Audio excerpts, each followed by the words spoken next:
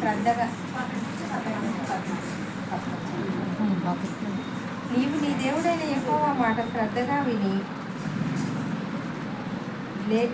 నేడు నేను నీకు ఆజ్ఞాపించుచున్న ఆయన ఆజ్ఞలన్నింటినీ అనుసరించి నడుచుకొనిన ఎడల నీ దేవుడైన యెహోవా భూమి మీదనున్న సమస్త జనముల కంటే నిన్ను హెచ్చించును. నీవు నీ దేవుడైన యెహోవా మాట వినిన ఎడల ఈ దీవెనలన్నీ నీ మీదికి వచ్చి నీకు ప్రార్థించును. నీవు పట్టణంలో దీవింపబడదువు, పొలములో దీవింపబడదువు. నీ గర్భఫలము, నీ భూఫలము, నీ పశువుల మందలు, నీ దుక్కిటెద్దులు, నీ గొర్రె మేకల మందలు దీవింపబడును. నీ కంపయు పిండి తీసుకుని తొట్టియు దీవింపబడును. నీవు లోపలికి వచ్చినప్పుడు దీవింపబడదువు, వెలుపలికి వెళ్ళినప్పుడు దీవింపబడదువు. నీ మీద పడు నీ శత్రువులను యెహోవా నీ ఎదుట హతమగునట్లు చేయును. వారొక త్రోవను నీ మీదికి బయలుదేరి వచ్చి 7 త్రోవల నీ ఎదుట నుండి పారిపోవుదురు. నీ కొట్లలోనూ నీవు చేయి ప్రయత్నములన్నిటిలోనూ నీకు దీవెన కలుగునట్లు యెహోవా ఆజ్ఞాపించును. నీ దేవుడైన యెహోవా నీకిచ్చుచున్న దేశంలో ఆయన నిన్ను ఆశీర్వదించును.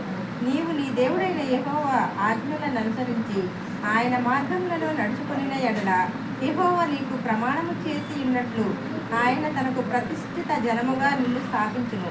భూ ప్రజలందరూ యెహోవా నామమున నీవు పిలువబడుచుండుట చూచి నీకు భయపడుదురు.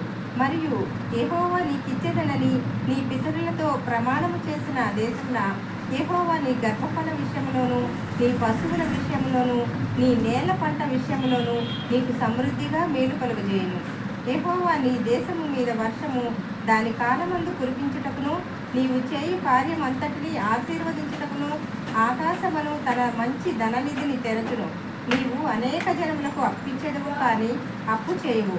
నేడు నేను మీకు ఆజ్ఞాపించు మాటలన్నిటిలో దేని విషయంలోనూ కుడికి గాని ఎడమకు గాని తొలగి అన్యుల దేవతలను అనుసరింపకయు వాటిని పూజింపకయు నున్న ఎడల నీవు అనుసరించి నడుచుకొనవలెనని నేడు నేను నీకు ఆజ్ఞాపించుచున్న నీ దేవుడైన యెహోవా ఆజ్ఞలను విని వాటిని అనుసరించి గైకొనిన ఎడల యెహోవా నిన్ను తలగా నియమించును గాని తోకగా నియమింపడు.